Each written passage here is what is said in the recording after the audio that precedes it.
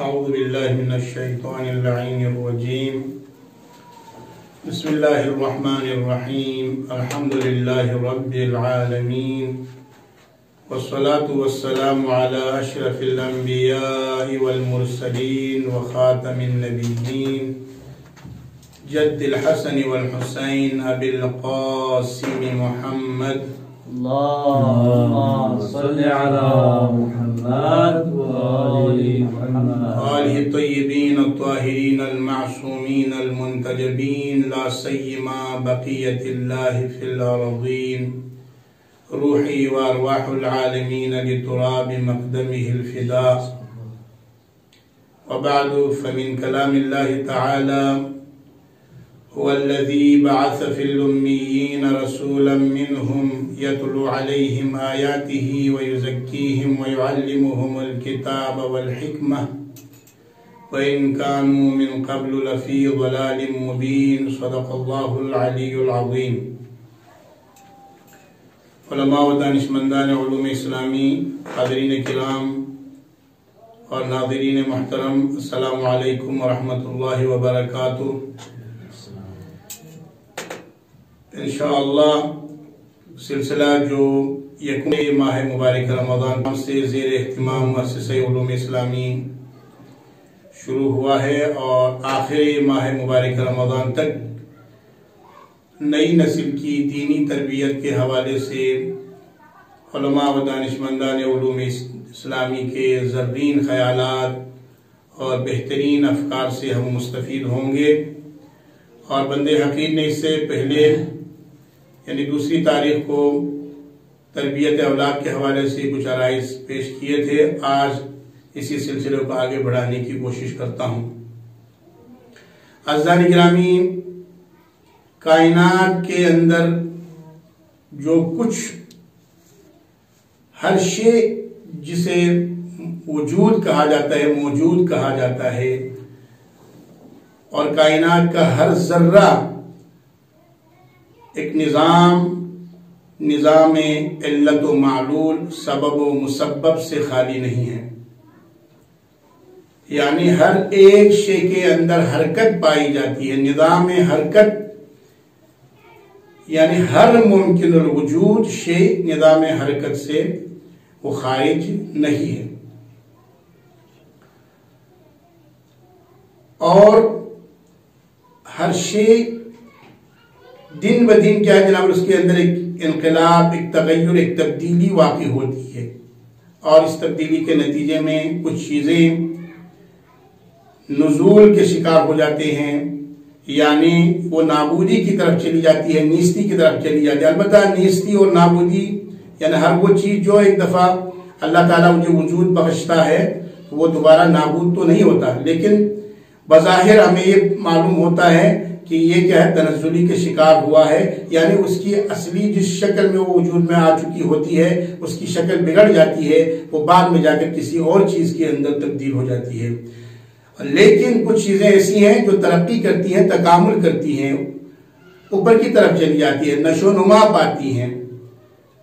اور وہ جو چیزیں جو ہے نشو و نما پاتی ہیں، تکامل کرتی ہیں، ترقی کرتی ہیں، اور ان کے لیے ترقی اور تکامل کے لیے یعنی اس کے بڑھنے کے لیے کچھ شرائط کا ہونا ضروری ہے. اگر جو صلاحیت اس کے اندر موجود ہوتی ہے، اگر یہ شرائط اگر نہیں پائے جائیں اور اگر اسے یہ چیزیں مہیا نہ ہوں تو وہ ترقی نہیں کر سکتی، تکامل نہیں کر سکتی ہے. جیسے کہ نباتات کے اندر اگر آئے تو کیا ہے، نباتات کے لیے بھی یہ 3 شرطوں کا ہونا ضروری ہے. اور سب سے پہلی شرط وہ کیا ہے، اس کے اندر جو ہے وہ امنیت ہونی چاہیے. پہلی شرط امنیت ہے. امنیت سے مراد یہ ہے کہ جس چیز کی طرف اور اس نے سفر کرنا ہے، پرواز کرنا ہے، اور پڑھنے کی جو صلاحیت اللہ تعالیٰ نے اس کے اندر رکھی ہے وہ کسی خارجی عامل کی وجہ سے وہ سلب نہ ہو جائے، وہ ختم نہ ہو جائے. یعنی اس کے اندر موجود صلاحیت خارجی کسی عامل کی وجہ سے، سبب کی وجہ سے، علت کی وجہ سے اگر وہ اس کا خاتمہ ہو جائے تو اس صورت میں وہ تکامل اور ترقی نہیں کر سکتی ہے. لہذا اس کو کہا جاتا ہے امنیت، یعنی خارجی عوامل سے وہ جو صلاحیت اس کے اندر پائی جاتی ہے اس کے لیے امن ہو، یعنی وہ خارجی کسی عامل اس کو ختم نہ کرے۔ جیسے کہ میں ایک مثال دوں گا، ایک بیج جو ہے، اگر پودے کا بیج اگر آپ نے بونا ہے کسی ایک اس کے اندر ڈالنا ہے آپ نے ایک زرخیز مٹی کے اندر بھی، لیکن اس کو ڈالنے سے پہلے اسے فرض کریں آپ ایک گرم چیز کے اوپر رکھتے ہیں، یعنی اس کے اندر مثلا ایک گندم کا دانہ ہے جسے اگر آپ پکاتے ہیں اس کو کسی گرم چیز میں ڈالتے ہیں رکھتے ہیں، اور اس گرمی کی وجہ سے، اس سوزش کی وجہ سے اس کے اندر موجود یہ صلاحیت ختم ہو جاتی ہے۔ پھر اگر آپ ایک زرخیز زمین کے اندر اس کو ڈال دیں اور بعد میں جو عوامل تربیت جسے کہلاتے ہیں، جو چیزیں اس کی ضروری اور خوراک اور جو چیزیں فراہم ہونا ضروری ہے، اگر آپ پہنچاتے ہیں تو بھی اس کو کیا ہے جناب اللہ، وہ صلاحیت اس کے اندر فاقد ہو چکی ہوتی ہے، تو پھر وہ زمین کے دامن کو چیر پھاڑ کر باہر نکل کے ایک پودے کی شکل اختیار نہیں کر سکتا۔ لہذا ضروری ہے کہ اس کے اندر یہ صلاحیت موجود ہو، یعنی خارجی عامل کی وجہ سے وہ فاقد نہ ہو۔ اسی طرح حیوانات کے اندر مثال لینے، انسان کے اندر اگر آپ مثال دیتے ہیں، ہمارے پہ اتنا ٹائم نہیں ہے کہ ہم تفصیلاً کیا ہے ایک چیز کا ڈیٹیل کیا ہے گفتگو کریں۔ دوسری چیز، کسی بھی متکامل شے کے لیے، مترقی شے کے لیے، ترقی کرنے والی شے کے لیے اور اس کی ترقی اور تکامل کے لیے، اس شے کے لیے ضروری ہے وہ حریت ہے، آزادی ہے۔ آزادی یعنی کوئی رکاوٹ نہ ہو۔ مثلا ایک پودا اگر آپ لگاتے ہیں، مثلا وہ پودا اگر یعنی کسی ایک درخت کا اگر آپ وہ لگا لیتے ہیں کسی ایک مٹی کے اس میں کسی برتن کے اندر مٹی ڈال کر اس کے اندر کیا اس کے بیج بویا جاتا ہے، اور اس کے بعد کیا ہے وہ دھوپ میں رکھیں، ہوا اس کے پہنچ جائے، جو ضروری چیزیں ہیں، لیکن کیا ہے اوپر سے اگر آپ نے کسی شیشے کے ذریعے یا کسی جال کے ذریعے اس کو بند کر دیں اور اندر سے کیا جناب والا وہ بڑھنے لگے گا، لیکن اس جو معنی جو پتھر آپ نے اوپر رکھا ہے جس کی وجہ سے وہ بڑھ نہیں سکے گا، یعنی معنی پیش آیا۔ ضرورت اس بات کی ہے کہ اس کے لیے ایک محیط ماحول جو ہے وہ آزاد ماحول اسے فراہم ہو جائے تاکہ کیا ہے وہ ترقی کر سکے۔ نباتات کے اندر اسی طرح اگر آپ دیکھیے گا حیوانات کے اندر اگر آپ مثال دیتے ہیں کہ ایک بچہ جو ہے حیوان کا ہوتا ہے، ایک گوسالہ ہو یا بکری کا بچہ ہو، لیکن اگر آپ اس کو کسی ایک جگہ میں کیا ہے مقید ایک ظرف کے اندر کیا ہے اس کو مقید رکھیں گے، لیکن وہ پھر کیا ہے اگر جتنا آپ خوراک پہنچائیں گے، گھاس پھوس پانی وغیرہ اس کو دیں گے تو کیا ہے جناب والا وہ اس مقید ہونے کی وجہ سے، دیکھیے آپ بہت ساری مثالیں جو ہے انسان بیما ہوا انسان بیما ہوا حیوان، ایک چونکہ حیوان کے افراد میں سے ایک انسان بھی ہے، اور جو ہے اگر آپ دیکھ رہے ہیں کہ بہت سارے جو ہے دنیا میں جو عادی قد کے لوگ نہیں ہوتے ہیں، اس کے در حقیقت دیکھا جائے تو وہ کیا ہے اس کا مین سبب جو ہے خارج جس سے کیا ہے کسی چیز مانع پیش آئی ہے اسے، جس کی وجہ سے کیا ہے جناب اس کے جسمانی طور پر وہ تکامل نہیں کر سکتا ہے۔ یہاں اگر میں ایک چیز جو ہے آپ کی خدمت میں عرض کرنا چاہتا ہوں، نباتات، حیوانات اور انسان کے اندر چونکہ یہ تین چیزیں جو ہے وہ تکامل کرتی ہیں، ایک چیز جو ہے جمادات ہے وہ بظاہر تکامل نہیں کرتی ہیں، کیونکہ ہم نے آپ کی خدمت میں شروع میں عرض کر دیا تھا کہ جس کے اندر کیا ہے جناب بڑھنے اور تکامل اور نشو و نما پانے کی صلاحیت نہیں ہوتی ہے، لیکن تین چیزیں ایسی ہیں، تین اجناس ایسے ہیں جس کے اندر تکامل اور بڑھنے کی صلاحیت موجود ہوتی ہے، جس میں سے ایک نباتات ہے، حیوانات ہے، انسان ہے۔ اور انسان میں آ کر پھر کیا ہے دو طرح کی چیزیں ہمیں سوچنا پڑے گا، ایک تو کیا ہے انسان کی جسمانی تکامل اور ترقی، اور دوسری جو ہے انسان کی جو ہے روحانی، فکری اور معنوی تکامل اور ترقی، اس کے روحانی ترقی۔ یہاں پر آ کر اس کے لیے بھی روحانی طور پر بھی انسان کے تکامل کے لیے، ترقی کرنے کے لیے، بڑھنے کے لیے، نشو و نما پانے کے لیے ان شرائط کا ہونا ضروری ہے۔ امنیت ہو، جو صلاحیت اس کے اندر موجود ہوتی ہے وہ خارجی جو قدرت اللہ تعالیٰ فطرت اللہ التي فطر الناس علیہا اور احسن تقویم میں اللہ تعالیٰ نے اسے خلق کیا ہے، یعنی جو صلاحیت کیا ہے اللہ تعالیٰ نے اس کے اندر رکھی ہے خارجی کسی عامل کی وجہ سے سلب نہ ہو۔ دوسری بات کیا ہے حریت اور آزادی کا ہونا ضروری ہے۔ انسان بیما ہوا انسان، یعنی انسان کی روحانی طور پر اگر دیکھا جائے، چونکہ ہماری گفتگو فرزند کی اولاد کی تربیت کے حوالے سے ہے، تو اس کا مطلب یہ ہے کہ یعنی فکری طور پر، معنوی طور پر تربیت کے حوالے سے انشاءاللہ والعزیز ہم گفتگو کریں گے۔ تو انسان کی روحانی تربیت کے لیے جس طرح کیا ہے نباتات اور حیوانات کہ جسمانی تربیت کے لیے کیا ان تین شرائط کا ہونا ضروری ہے، اسی طرح انسان کی معنوی یعنی اس کے روحانی تربیت کے لیے بھی تین چیزوں کا ہونا ضروری ہے۔ پہلی چیز امنیت ہے، اور دوسری چیز حریت ہے. یہاں حریت میں آنے کے بعد علماء نے اس حریت کو تقسیم کیا ہے 2 قسموں میں. ایک حریت ہے یعنی آزادی اجتماعی آزادی، اور دوسری جو ہے معنوی آزادی. یہاں پر تھوڑی سی گفتگو میں عرض کرنا چاہتا ہوں کچھ مطالب. حریت یعنی آزادی اجتماعی سے مراد کیا ہے؟ اس سے مراد یہ ہے کہ انسان جو ہے، ہر انسان اپنی جگہ پر ایک مثمر درخت ہے، ایک پھلدار درخت ہے. اللہ تعالیٰ نے انسان کو اس طرح خلق کیا ہے کہ وہ ایک اپنے لیے، معاشرے کے لیے ایک مفید ہستی کیا کہنا والا وہ اپنے آپ کو قرار دے سکتا ہے. ہر انسان جو ہے ایک پھلدار درخت ہے.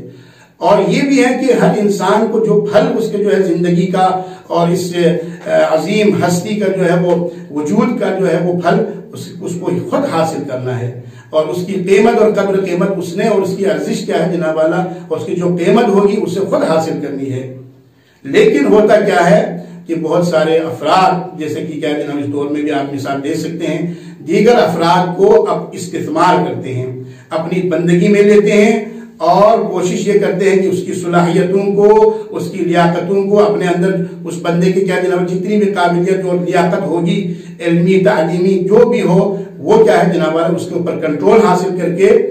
اپنے ماتحت اس پر تسلط حاصل کر کے کیا ہے اپنے اندر لانا چاہتے ہیں. جیسے کہ ابھی آپ مثال دیکھ سکتے ہیں، خاص طور پر عرب ملکوں کے اندر آپ دیکھ سکتے ہیں، اسلامی ممالک کے اندر دیکھ سکتے ہیں، وہ افراد جو کیا جناب والا دوسرے مسلمانوں کے اوپر مسلط ہیں، ان کے اموال کے اوپر وہ مسلط ہیں، ان کے جان و مال کے اوپر وہ مسلط ہیں. ایسے افراد کو مثلا مشرق مغرب کے لوگ آتے ہیں، کنٹرول کرتے ہیں، اپنے انڈر میں لیتے ہیں، اپنے اندر کیا جناب والا اسے لے کر اس کو اپنی مرضی کے مطابق کیا ہے مفادات کے لیے وہ استعمال کرتے ہیں. تو در حقیقت دیکھا جائے تو یہ جو ہے سلاطین ہے، یہ جو بادشاہ اور جو عامر لوگ ہیں، یہ در حقیقت دیکھا جائے تو ان کے غلام ہیں. وہ اس کے کیا ہے جناب والا یعنی اس کے فوائد اور جو کچھ کیا ہے اس کے اندر صلاحیت ہوتی ہے، اموال ہے یا جو کچھ کیا ہے وہ مغرب والی مثال کے طور پر کیا ہے وہ حاصل کرتے ہیں. اسے کہا جاتا ہے آزادی یا آزادی اجتماعی یا غلامی اجتماعی. یعنی اس طرح کیا ہے ایک فرد دوسرے کو کیا کرتا ہے، استثمار کرتا ہے. عربی لفظ اگر استعمال کیا جائے یعنی کہ دوسرے کی عمر سے وہ خود فائدہ حاصل کرتا ہے، یعنی اس کے اوپر کنٹرول حاصل کرتا ہے، کر کے کیا ہے وہ اسے اپنے لیے استعمال، اپنے مفادات کے لیے وہ استعمال کرتے ہیں. ایسا نہ ہو. انسان کی روحانی تربیت کے لیے حریت اجتماعی یہ ہے کہ وہ خود آزاد ہو. جس طرح وہ اس دنیا میں آیا ہے اور وہ کچھ حاصل کرنا چاہتا ہے، معاشرے کو وہ دینا چاہتا ہے، اگر وہ آزاد ہو اجتماعی طور پر تو وہ ترقی کر سکتا ہے، وہ اس معاشرے کے لیے ایک صالح فرد بن سکتا ہے، اور وہ معاشرے کو کے لیے مفید ایک انسان کامل، ایک مہ کامل، ایک روشن ستارہ بن کر وہ اپنے معاشرے کو وہ روشن کر سکتا ہے. اس کے لیے ضروری ہے کہ اجتماعی طور پر وہ آزاد ہو. دوسری آزادی کی جو دوسری قسم ہے وہ یہ ہے کہ آزادی معنوی ہے. آزادی معنوی یہ ہے، کما ان کی کتاب ہے ہمارے پاس، انتہائی شاہکار کتاب ہے، ہمیشہ سے کیا ہے ہمارے بزرگان توصیہ کرتے ہیں. آپ کسی بھی شخصیت کے پاس چلے جائیں، کسی مجتہد کے پاس، کسی ایک عظیم ہستی کی خدمت میں حاضر ہو جائے، ان سے کہیں کہ بھئی میں چاہتا ہوں کہ اپنے نفس کی اصلاح کروں، آپ مجھے مشورہ دیں، ایک کتاب کی معرفی کریں، آپ ایک کتاب کا حوالہ دیں، میں اسے پڑھوں. تو تمام بزرگان یہی حوالہ دیتے ہیں. میں ایک دفعہ حضرت آیت اللہ شیخ بشیر نجفی صاحب کی خدمت میں حاضر ہوا تھا، ان سے کہا تھا، میں نے ان کی خدمت میں عرض کی تھی کہ اخلاقیات کے حوالے سے، تو انہوں نے اس کتاب کا حوالہ دیا تھا، معراج السعادہ، علامہ احمد نراقی اور ان کے والد بزرگوار نے جو ہے کتاب لکھی ہے جامع السعادہ. اس کو بعد میں کیا ہے انہوں نے تلخیص کر کے معراج السعادہ کے نام سے وہ کیا ہے. وہاں پر انہوں نے فرمایا ہے کہ انسان در حقیقت دیکھا جائے تو معنوی طور پر چار عظیم قوتیں انسان کے اندر پائی جاتی ہے. ایک قوت عاقلہ مفکرہ ہے، ایک انسان کی جو ہے قوت جو قوت شہویہ ہے، ایک قوت غضبیہ ہے، اور ایک قوت وہمیہ ہے. ان تمام قوتوں کو اللہ تعالیٰ نے انسان کے فائدے کے لیے، انسان کی روح جو ہے، روح کی حفاظت کے لیے اور روحانی ترقی اور تکامل کے لیے اللہ تعالیٰ نے انسان کے اندر رکھی ہے. بات یہ ہے کہ ہر ایک قوت کی اللہ تعالیٰ نے ایک ذمہ داری تشخیص دی ہے، اور ہر ایک قوت کے ذریعے انسان کیا ہے اپنے لیے استفادہ کسب فیض کر سکتا ہے ہر ایک قوت سے. اور البتہ ہر ایک قوت کی ایک ذمہ داری ہے، ایک کام ہے جو اسے خود انجام دے، دوسری قوت کا جو کام ہے اس میں وہ مداخلت نہ کرے. مثلا قوہ شہویہ اللہ تعالیٰ نے اس لیے انسان کے اندر رکھی ہے تاکہ اس کے اندر کیا ہے کھانے پینے کی اور دیگر چیزوں کی خواہش پیدا ہو جائے اور باہر سے وہ خوراک حاصل کر سکے. در حقیقت دیکھا جائے تو یہ قوہ جاذبہ ہے. اور دوسری چیز جو ہے قوہ غضبیہ ہے، جسے اللہ تعالیٰ نے انسان کے اندر اس لیے رکھی ہے تاکہ وہ بیرونی خطرات سے انسان کی روح کو کیا ہے وہ بچائے، وہ مقاومت کرے، آگے بڑھ کر کیا ہے طاقت کا مظاہرہ کرے اور کسی بھی خطرے سے انسان کی روح کو بچائے. اور قوہ وہمیہ اللہ تعالیٰ نے انسان کے اندر اس لیے رکھی ہے تاکہ کیا ہے انسان کی وہ خدمت کے لیے جزئیات کی معلومات وہ فراہم کرے. اور ایک عظیم قوت جسے اللہ تعالیٰ نے انسان کے اندر رکھی ہے وہ قوہ عاقلہ مفکرہ ہے، جسے ہم عقل کہتے ہیں، اور جو انسان کو دنیا کے عظیم ترین کائنات کی طرف کیا ہے اسے لے جاتی ہے، اور حق کی طرف، حقیقت کی طرف، وہ منزل حقیقی کی طرف اس کی رہنمائی کرتی ہے. اور یہ قوت انسان کے اندر رکھی ہے. لیکن بعض اوقات ہوتا کیا ہے انسان کی دوسری قوت اس قوت کے اوپر غلبہ حاصل کرنا چاہتی ہے، اور یہ فرمایا کہ انسان کی روح کو چاہیے کہ اس کے عقل کی مطابقت کرے. روحانی طور پر انسان کو چاہیے عقل کی مطابقت کرے، شہویت کی مطابقت نہ کرے، غضب کی مطابقت نہ کرے، پیروی نہ کرے، اور وہم کی، وہ وہمیت کی وہ کیا ہے وہ اطاعت نہ کرے. بلکہ یہ تو جن قوتوں کو اللہ تعالیٰ نے دوسری چیزیں کیا ہے انسان کی افادے کے لیے، استفادے کے لیے اللہ تعالیٰ نے رکھی ہے. لیکن انسان کو چاہیے انسان کی عقل کی جو ہے نا وہ پیروی کرے. تو یہاں پر آزادی معنوی سے مراد کیا ہے کہ انسان کی عقل دوسری قوتوں سے وہ آزاد ہو. دوسری قوت اسے کیا ہے انسان کو اپنی منزل حقیقی کی طرف، عقل کو انسان کی روح یعنی انسان کو کیا ہے رہنمائی کرنے سے نہ روکے. اسے کہتے ہیں آزادی معنوی. یعنی بعض اوقات ایسا ہوتا ہے کہ ایک انسان کے اوپر شہوت غالب آتی ہے تو وہ غلبہ حاصل کرتی ہے انسان کے عقل کے اوپر، غلبہ حاصل کرتی ہے انسان کے روح کے اوپر. اسی طرح غضب کیا ہے جناب انسان کے اوپر غلبہ آ جاتی ہے. وہ قوت اگر قوی ہو جائے انسان کی تو اس صورت میں کیا ہے انسان کی عقل کمزور ہو جاتی ہے. اسی طرح وہم کیا ہے انسان کا اگر قوی ہو جائے تو عقل کمزور ہو جاتا ہے. لیکن ضرورت اس بات کی ہے کہ دیگر قوتوں کو شروع سے ہی تربیت کے ذریعے انسان جو ہے وہ اس کو قوت کو فقط کیا ہے جناب عقل کے کنٹرول میں رکھنے کی کیا ہے وہ چیز سیکھے. اور آپ کو بلا ہو تو نئی نسل کی تربیت کے حوالے سے والدین کیا ہے اس کی عقل کو آگے بڑھانے کی کوشش کرے، اس کی تقویت دینے کی کوشش کرے. اس صورت میں انسان کہلائے گا معنوی طور پر، روحانی طور پر آزاد انسان کہلائے گا. تو یہاں پر ضرورت اس بات کی ہے کہ روحانی طور پر انسان کو جس طرح امنیت کی ضرورت ہے اسی طرح باقی چیزوں کو کیا ہے جس طرح امنیت کی ضرورت ہے اسی طرح انسان کو بھی امنیت کی ضرورت ہے. اور دوسری چیز حریت، باقی چیز متکامل اشیاء کی تکامل اور ترقی کے لیے انسان کو یعنی باقی چیزوں کے لیے کیا ہے جناب حریت کی ضرورت ہے، آزادی کی ضرورت ہے. انسان کو روحانی طور پر بھی آزادی کی ضرورت ہے، آزادی اجتماعی کی ضرورت ہے، آزادی معنوی کی ضرورت ہے. اور تیسری چیز جو ضروری ہے اس کے بغیر انسان یا کوئی بھی کیا ہے متکامل شے ترقی نہیں کر سکتی ہے، وہ تربیت ہے. تربیت سے مراد یہ ہے کہ جو چیزیں اس کی تکامل اور ترقی کے لیے ضروری ہے وہ چیزیں اسے فراہم ہوں. جیسے کہ ایک دانہ اگر آپ مٹی کے اندر ڈالتے ہیں اس کے اندر جو صلاحیت بھی ہے، حتیٰ کہ کیا جناب ایک بہت بڑا ایک عظیم درخت بننے کی صلاحیت اس کے اندر موجود ہے، اور مٹی کے اندر اگر آپ دفن کرتے ہیں لیکن اسے اس کے عوامل، اس کے خوراک، اس کی ضروریات اگر مہیا نہ ہو، اس کی ضرورت کے مطابق اگر مہیا نہ ہو تو وہ ترقی نہیں کر سکتا ہے. مثلا نباتات کے اندر کیا ہے آپ پانی کی ضرورت ہوتی ہے، ہوا کی ضرورت ہے، دھوپ کی ضرورت ہوتی ہے. بہت ساری مثالیں ہم دے سکتے تھے لیکن ہمارے وہاں پر ٹائم نہیں ہے. حیوانات کے اندر کیا ہے اس کے بڑھنے کے لیے، تکامل کے لیے خوراک کی ضرورت ہے، گھاس کی ضرورت ہے. اسی طرح کیا ہے جناب دیگر کھانے پینے کی چیزوں کی ضرورت ہے، پانی کی ضرورت ہوتی ہے. اور انسان کے تکامل کے لیے بھی بما ہوا حیوان جس طرح کیا ہے نباتات اور حیوانات کے لیے ضروری ہے وہ چیزیں ضروری ہے، علاوہ برآں بہت ساری چیزوں کی ضرورت ہے انسان کو تاکہ وہ معنوی طور پر فکری طور پر کیا ہے وہ ترقی کر سکے، تکامل کر سکے۔ عوامل تربیت کہلاتا ہے، عوامل تربیت داخلی۔ یہاں پر پھر وہی بات ہے، خارجی جو عوامل ہیں انشاءاللہ العزیز اس مبارک مہینے میں ہم اپنے اساتذہ و دانشمندان سے استفادہ کریں گے، لیکن داخلی عوامل میں جو مین اور اہم ترین جو عوامل ہے وہ 3 عوامل ہیں جسے ہمیں ہمیشہ خیال رکھنے کی ضرورت ہے۔ اور پہلا عامل انسان یعنی انسان کی روحانی ترقی اور تکامل کے لیے تربیت، عوامل تربیت وہ عبادت ہے۔ بس آتے ہیں ہم ایک بچے کی طرف، کیا جناب والا، اگر آپ چاہتے ہیں کہ آپ کا بچہ روحانی طور پر معنوی طور پر وہ ترقی کریں تو بچے کو عبادت کی پریکٹس کروائیں، عبادت گاہوں میں لے جائیں، چھوٹی عمر میں کیا ہے مناجات سکھائیں، مناجات کرائیں۔ جیسے ماشاءاللہ آج کل سوشل میڈیا میں ہم دیکھ رہے ہیں کہ شیعان علی بن ابی طالب اپنی نئی نسل کی دینی تربیت میں ماشاءاللہ مشغول ہیں، اور اللہ تعالیٰ ان سب کو ترقی دے جو نئی نسل پہ کیا ہے جناب توجہ دیتی ہیں۔